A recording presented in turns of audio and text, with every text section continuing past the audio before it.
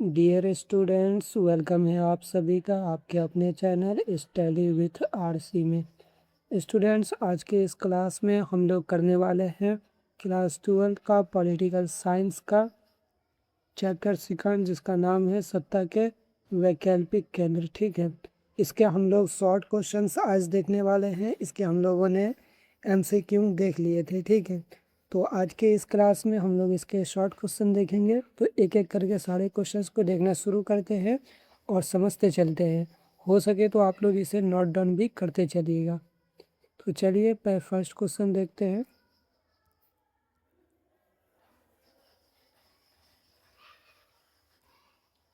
First question क्या कह रहा है कि मार्शल योजना क्या थी। ठीक है, मार्शल योजना के बारे में बताइए, समझिए।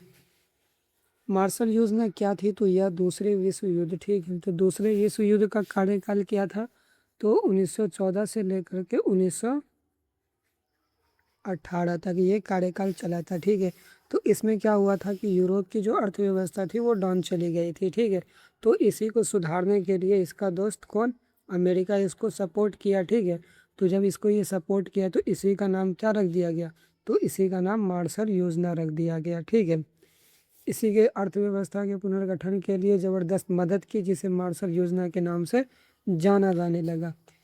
इस योजना के तहत 1948 में यूरोपीय अर्थव्यवस्था आर्थिक सहयोग संगठन की स्थापना की गई। ठीक है, इसी की वजह से क्या हुआ, इस योजना के तहत ही 1948 में फिर क्या कर दिया गया, यूरोपीय आर्थिक सहयोग संगठन बनाया गया। ठीक, चलिए नेक्स्ट क्वेश्चन देखते हैं।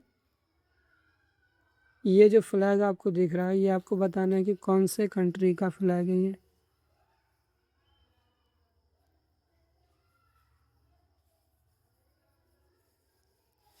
अगला क्वेश्चन क्या कह रहा है कि यूरोपीय संघ की स्थापना। ठीक है, यूरोपीय संघ की स्थापना कब और किस संधि के द्वारा की गई थी, तो इसको समझना है कि इसकी स्थापना जो हुई थी तो वो कब हुई थी, 1992 में। कब हुई थी, 1992 में हुई थी। और इसकी ये जो योजना बना था तो कौन सा मास्ट्रिच संधि पर हस्ताक्षर होकर के ये यो ये संघ बनाया गया था। कौन सा संघ, यूरोपीय संघ मास्ट्रिच संधि पर हस्ताक्षर करके बनाया गया था। ठीक है, इसका क्या उद्देश्य था, तो इसके साथ देश थे उसके में आर्थिक एकीकरण, समान विदेशी नीति और साझा सुरक्षा की नीतियां बनाने के लिए था। ठीक है, मुख्य उद्देश्य क्या था कि जो इसके साथ जो भी देश थे उसमें आर्थिक एकीकरण, मतलब कि आर्थिक तरीके से सपोर्ट करना सबका, समान विदेशी नीति यानी एक जैसा विदेश नीति, और साझा सुरक्षा मतलब कि एक दूसरे के साथ अपनी सेना लेकर के एक्सचेंज करके काम करना। ठीक है, अगला चलिए। अगला क्वेश्चन क्या कर रहा है कि यूरोपीय संघ का झंडा। ठीक है, क्या है यूरोपीय संघ का झंडा में ये 12 सितारे जो आपको दिख रहे हैं। ठीक है, इसमें जो 12 सितारे दिख रहे हैं उसका क्या महत्व है। ठीक है, तो ये 12 सितारे यूरोप के लोगों के एकता और मेल मिलाप का प्रतीक है। किसका है, एकता और मेल मिलाप का प्रतीक है। ये 12 की संख्या को पारंपरिक यानी कि पिछले दौर से इसका रूप का क्या था, पूर्णता, समग्रता और एकता का प्रतीक माना जाता है। ठीक है, ये पुराने ज़माने से ये जो सितारे हैं ये किसका, पूर्णता, समग्रता और एकता का प्रतीक माना जाता है। इसीलिए इसके फ्लैग में क्या है, 12 गोल्डन स्टार से। चलिए नेक्स्ट क्वेश्चन पे चलेंगे। अगला क्वेश्चन क्या कह रहा है हमारा कि आसियान। ठीक है, आसियान की स्थापना कब और किस देश ने की थी। ठीक है, तो इसकी स्थापना हुई थी 1967 में। कब हुई थी, 1967 में। तो कौन कौन से देश मिलकर के, इंडोनेशिया, मलेशिया, फिलीपींस और सिंगापुर और थाईलैंड, ये कितना हो गया, 1 2 3 4 5, ये पांचों देश मिलकर के ने क्या कहा कि हम लोग अपना एक संगठन बनाते हैं। ठीक है, जिसका नाम क्या रहेगा, आसियान रहेगा। और हम लोग क्या करेंगे, आपस में एक दूसरे की मदद करेंगे, आर्थिक तौर से हो, सामाजिक तौर से हो, राजनीतिक तौर से हो, तो इस तरीके से बनाने के लिए। ठीक है, एक दूसरे की मदद के लिए। तो ये इसमें क्या है कि इसकी जो संगठन की जो स्थापना हुई थी तो वो क्या था, कोई भी एक पेज रहेगा, उसी पर सारे लोग के क्या रहेंगे, सिग्नेचर रहेंगे सारे देश के। तो इस पर्चे पर, ठीक है, जब सिग्नेचर हुआ तो कब क्या बन गया, आसियान बन गया। लेकिन उस पत्र का नाम क्या था, ठीक है, तो बैंकॉक घोषणा पत्र था, ठीक है। इस पर ही सब लोगों ने सिग्नेचर किया और उसके बाद से ये संगठन, ये इसकी स्थापना हो गई। अगला चलिए, अगला कह रहा है कि आसियान शैली क्या आती है, ठीक है। आसियान शैली का क्या अर्थ हुआ, तो अनौपचारिक, टकराव रहित और सहयोग सहयोगात्मक कामकाज की विशेष शैली को आसियान शैली कहा गया, ठीक है। जो भी एक दूसरे में टकराव हुआ करता था, ठीक है, उसको ही मतलब कि किस तरीके से सॉल्व करना है, तो इस बात को ही क्या कहा गया, आसियान शैली कहा गया। इसमें संप्रभुता का सम्मान करने और बिना किसी बाहरी हस्तक्षेप के आपसी विवाद को, ठीक है, इसमें जो भी जितने भी देश हैं उसी में क्या था, बिना दूसरे देश को इसमें इंटरफेयर करने की बजाय इसमें क्या किया गया कि हम लोग आपस में ही मिलजुल करके बात को, यानी कि मामले को सुलझा लेंगे, ठीक है। इसी को आसियान शैली कहा गया। अगला क्वेश्चन क्या कह रहा है कि चीन ने मुक्त द्वार की नीति कब अपनाई थी, ठीक है। और इसको चीन जो अपनी बाज़ार को मुक्त यानी कि खोला जो, तो वो कौन से उस टाइम में वहाँ के सरकार थी, ठीक है। समझिए, इसकी घोषणा किसने की थी, तो दिसंबर 1978 में, दिसंबर 1978 में देंग सियाओपेंग, ठीक है, देंग सियाओपेंग ने चीन की अर्थव्यवस्था सुधारों और मुक्त व्यापार की नीति की घोषणा की थी, ठीक है। किसने किया था, तो देंग सियाओपेंग ने कब किया था, तो 1978 में किया था। इन्होंने अपनी अर्थव्यवस्था को सुधारने के लिए कि अब क्या होगा कि इस चीन में सिर्फ एक ही देश को आकर के ट्रेड नहीं करेगा, अब यानी कि दूसरे देशों को भी परमिशन दे दी गई, ठीक है। इस नीति का मुख्य उद्देश्य विदेशी निवेश और आधुनिक तकनीक के माध्यम से देश को उत्पादन को बढ़ाना था और चीनी अर्थव्यवस्था को नई ऊंचाई पर लेके जाना था, ठीक है। इसलिए जब लोग आएंगे तो क्या होगा, उधर से टेक्नोलॉजी भी आएगी, तो इससे हम लोग को कभी क्या होगा, विकास होगा। तो इसी चीज़ के लिए क्या कहते हैं, इन्होंने अपने बाज़ार को खोला था। यही है वो आदमी। चलिए, अगला है क्या कि आधुनिकीकरण के 4 क्षेत्र, ठीक है। तो चाओ एन लाई ने 1973, ठीक है, 1973 में किन 4 क्षेत्रों में आधुनिकीकरण की प्रस्ताव, यानी कि नए तरीके से किस चीज़ों को बनाना उसने शुरू किया, तो कृषि में इन्होंने क्या किया कि नए तरीके से कृषि करना शुरू कर दिया गया और इसमें क्या किया, खाद वाद जो भी होते हैं उन्होंने इसमें उपयोग करना शुरू किया गया और इससे क्या उत्पादन बढ़ने लगा, ठीक है। उसके बाद था कि इंडस्ट्री, मतलब कि उद्योग में, इन्होंने उद्योगों में भी क्या किया कि देश के औद्योगिक आधार को मजबूत करना और भारी उद्योग को तेज़ी से क्या करना, विकसित करना। उसके बाद इन्होंने क्या किया कि सेना और विज्ञान, यानी कि विज्ञान टेक्नोलॉजी में भी इन्होंने क्या किया, काम किया। सेना को भी क्या किया, सेना के पास अच्छी तरीके के गन और मशीन सब इन्होंने क्या किया, दिलवाया, जिससे इसी की तकनीकी शोध को बढ़ावा देना, ठीक है। इसमें क्या हुआ कि जब ये लोग सेना को अच्छी चीज़ें, अच्छी मशीन का ट्रेनिंग देने लगे और अच्छी चीज़ों को यूज़ करने लगे, तो इसके क्या रहेगी, सेना इसके देश की जो सीमा सेना है वो भी क्या होगी, मजबूत होगी। चलिए आगे देखिए, ये बता रहा है कि भारत और चीन 1962 में, इसका मुख्य कारण क्या था इस युद्ध का, जो भारत और चीन में युद्ध हुआ था, तो इसके मुख्य कारण क्या थे, तो पहला था कि सीमा विवाद। हर किसी का जो भी पहले युद्ध होता है तो वो क्या होता है, सीमा विवाद ही होता है, ठीक है। सीमा विवाद की ये क्या किया, आगे घुस गया। इसकी वजह से क्या किया कि भारत भी अब सोचा है कि ये आगे घुसता जा रहा है, इसको तो छोड़ना नहीं, क्योंकि अगर आप किसी को जवाब नहीं देते तो वो और अंदर तक आ सकता है, ठीक है। पहला हुआ सीमा विवाद की, ये कहने लगा कि मेरा यहाँ से है, हाथ कहने लगा कि नहीं तुम्हारा ये नहीं, तुम्हारा यही रहेगा, जो है वही रहेगा। इन्होंने क्या किया कि नहीं मेरा यहाँ तक है, इसकी वजह से क्या हुआ, युद्ध हो गया। उसके बाद से क्या देखिए, अरुणाचल प्रदेश के कुछ इलाकों में इन्होंने नेफा क्षेत्र पर चीन का नाजायज़ कब्जा, इसमें क्या है, असम, ये अरुणाचल प्रदेश जो है यहाँ पर क्या है, सीमा है जो चीन से लगती है, ठीक है। उन्होंने कह दिया कि यहाँ पर मेरा कब्जा रहेगा, तो नाजायज़ कब्जा करने लगे, तो इसकी वजह से युद्ध हुआ।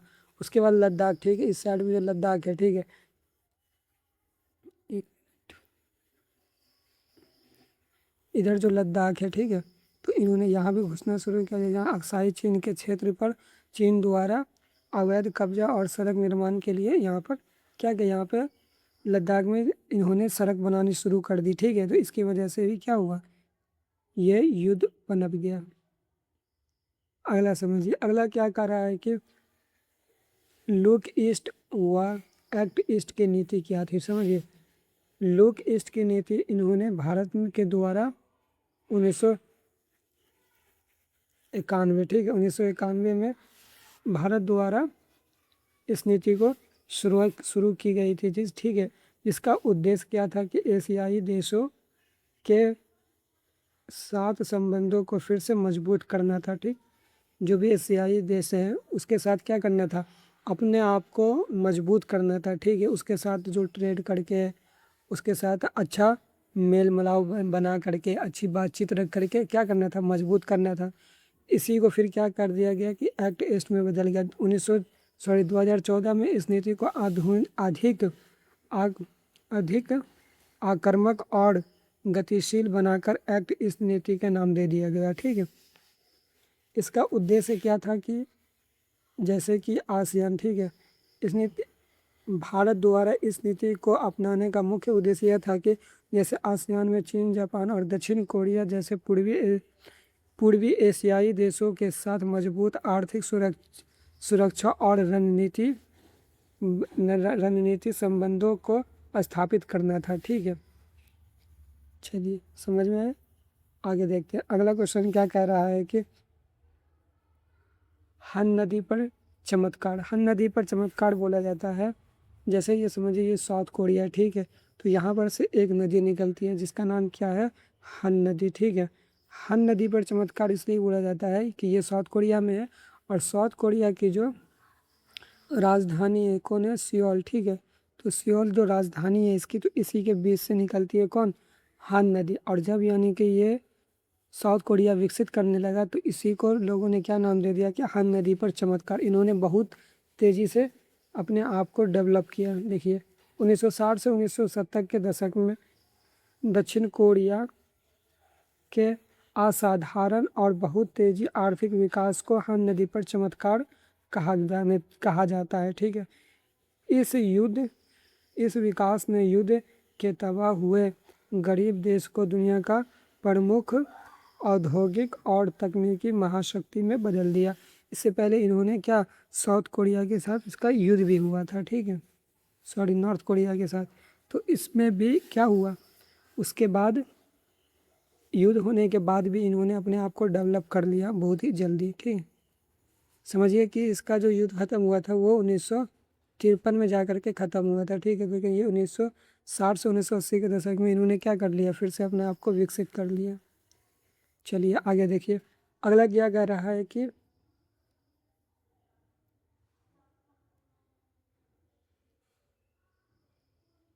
अगला क्वेश्चन क्या कह रहा है कि शेंगेन समझौता, ठीक है। शेंगेन समझौता क्या है, इसके लाभ क्या है, ठीक है। तो शेंगेन समझौता यूरोपीय संघ के देशों के बीच आवाजाही को सुगम बनाने यानी आसान बनाने वाला एक क्रांतिकारी कदम था, ठीक है। जो भी यूरोपीय संघ में जितने भी देश है, ठीक है, उन्होंने क्या कहा कि भाई देखो अब हम लोग क्या बनाएंगे, शिलांग समझौता करते हैं कि ये एक वीज़ा रहेगा, क्या रहेगा, एक वीज़ा रहेगा जिसका नाम रहेगा कोई क्या, शेंगेन वीज़ा, ठीक है, शेंगेन वीज़ा नाम रहेगा। और ये वीज़ा जिसके पास रहेगा, ठीक है, वो आदमी जितने भी यूरोपीय संघ में देश है वो 12 देशों में समझिए कि वो आराम से आन जान कर सकता, उसको कोई रोकने टोकने का बात नहीं रहेगा, ठीक है। इस समझौते के तहत यूरोपीय संघ में भागीदार देश जो उसमें है उसके आपस में सीमा रिपोर्ट पासपोर्ट नियंत्रण हटा दिया गया कि आपको पासपोर्ट की अब ज़रूरत नहीं है। साझा वीज़ा यानी कि इसमें एक वीज़ा रहेगा जिसका नाम है शेंगेन वीज़ा। इसके आधार पर अधिकांश सदस्य देशों में निर्बंध मतलब कि बगैर रोक टोक के यात्रा आराम से आप कर सकते हैं, ठीक है। अगला देखिए, अगला क्वेश्चन क्या कह रहा है कि आसियान क्षेत्रीय मंच क्या था, ठीक है। आसियान क्षेत्रीय मंच 1994, ठीक है, 1994 में इसका स्थापना हुआ, ठीक है। आसियान क्षेत्रीय मंच की स्थापना क्यों हुई थी, ठीक है। तो इसका स्थापना मुख्य कारण ये था कि आसियान के सदस्य देशों के और उनके सहयोगी देश के बीच सुरक्षा विदेश नीति में तालमेल को बेहतर बनाना था और इसके उद्देश्य क्षेत्र में शांति, सुरक्षा और स्थिरता बनाए रखने के लिए मजबूत मंच प्रदान करना है, ठीक है। इसका क्या काम था कि जो भी आसियान में जितने भी देश हैं, ठीक है, तो उसको सुरक्षा और विदेशी नीति में तालमेल जो भी थोड़ा ऊपर नीचे हो जाती जो भी बातें, उसको सही तरीके से और शांतिपूर्ण तरीके से उसको क्या करना था, ठीक करना था। इसके लिए इन्होंने एक मजबूत मंच बनाया जिसका नाम क्या था, आसियान क्षेत्र मंच। चलिए, अगला क्वेश्चन क्या कह रहा है कि चीनी अर्थव्यवस्था का निजीकरण किस तरीके से हुआ। चीनी अर्थव्यवस्था को चरणबद्ध तरीके से कैसे खोला गया, ठीक है। एक बार नहीं खोला इन्होंने अपने जो अर्थव्यवस्था है उसको धीरे धीरे करके निजीकरण किया, मतलब निजी हाथों में दिया। पहले 1982 में, उसके बाद 1998 में। 1982 में उन्होंने कृषि का निजीकरण कर दिया, जितने भी खेत होते हैं, खेत वगैरह, इनको क्या कर दिया, निजी हाथों में दे दिया, ठीक है। इससे ग्रामीण आय में भारी वृद्धि हुई। उसके बाद इन्होंने क्या कर दिया, उद्योग का निजीकरण कर दिया, मतलब कि जितने भी इंडस्ट्री थे उनको भी क्या कर दिया, निजी हाथों में दे दिया। कब दिया, 1998 में दिया, ठीक है। आगे चलिए,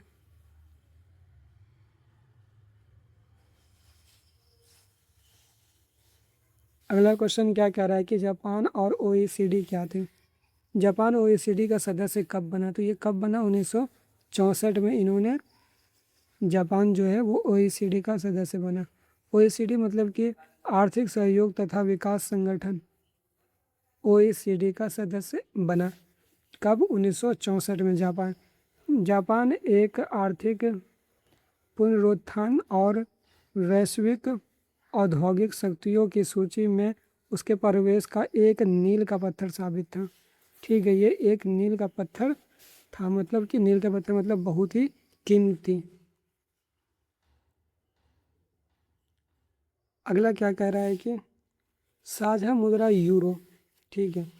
यूरो, यूरोपीय संघ की साझा मुद्रा, मतलब कि एक दूसरे ने अपना इस यूरो जो मुद्रा है उसको अपना लिया, ठीक है। यूरोपीय संघ की साझा मुद्रा का नाम क्या है, यूरो। इस मुद्रा को जनवरी 2002 में यूरोपीय संघ के 12 देशों ने प्राथमिक करेंसी के रूप में अपनाया था। आज वो वैश्विक व्यापार में डॉलर के लिए एक मजबूत विकल्प बनकर उभरा, समझ रहे हैं। चलिए, यहाँ तक हम लोगों ने कितने क्वेश्चंस कर लिया, 50 क्वेश्चन कर लिए, ठीक है। हो सके तो आप लोग इस पूरे 50 क्वेश्चंस को नोट डाउन कर लीजिएगा और एक बार लिख लीजिएगा, क्योंकि जितना आप लिखते हैं उतना ज़्यादा आपको याद होता है और आपको इसको एग्ज़ाम में ही लिखना पड़ेगा। यहाँ तक आप लोगों को वीडियो देखने के लिए धन्यवाद। बाकी इस वीडियो को लाइक, शेयर एंड चैनल को सब्सक्राइब ज़रूर कर लीजिएगा और कमेंट में आप बता सकते हैं कि आपके पास कोई डाउट है तो। इस क्लास में इतना ही, बाकी अब मिलते हैं अगले क्लास में।